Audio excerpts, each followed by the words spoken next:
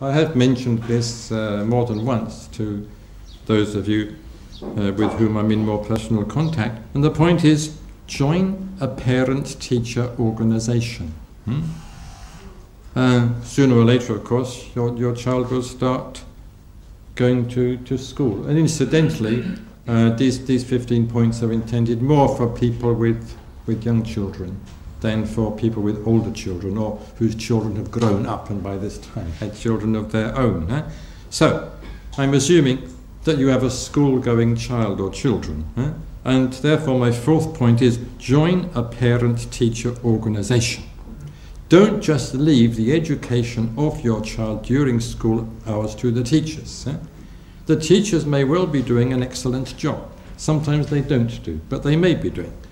But in any case, it's not an easy job. Being a teacher is in some ways no less difficult than being a parent.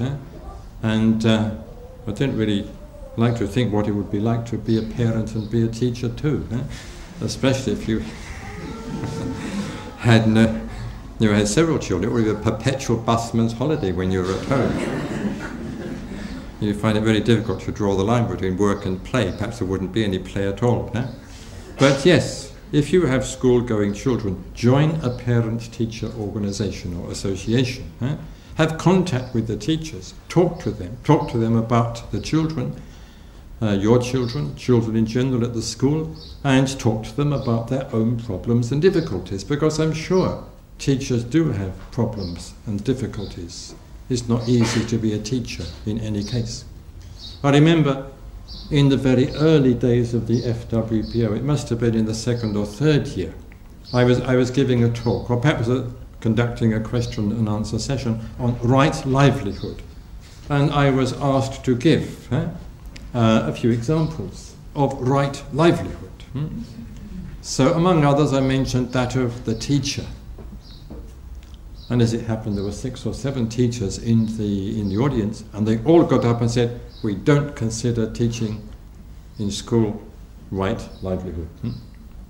It was partly because it was so difficult and so demanding, but there were other aspects to that as well.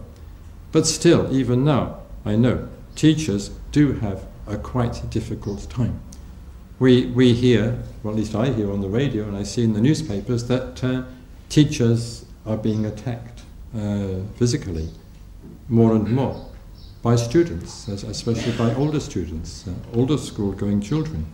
And this does, of course, make life very, very difficult for them indeed.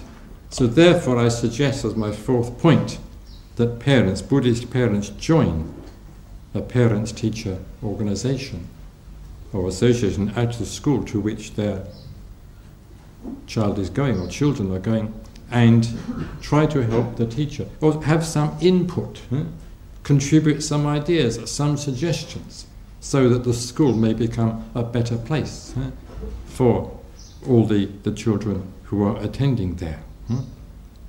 It might even be that you have the opportunity of becoming a school governor.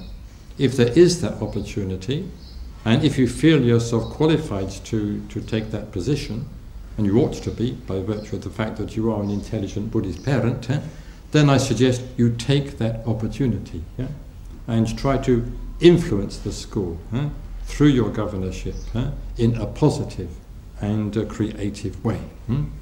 So join a parent-teacher organization, or just a parents' organization. I'm not sure whether there are just parent-teacher organizations or just parent organizations, or join both if you like, if the schools have both. But don't just leave the education of your child to the teachers. You could almost say that education is too important to be left to teachers, just as they say that politics is too important to be left to politicians. That's another story. But become actively involved, if you possibly can. One of you, either the father or the mother of the child, in the school to which your child is going. You owe it, in a way, to your child as well as to society at large.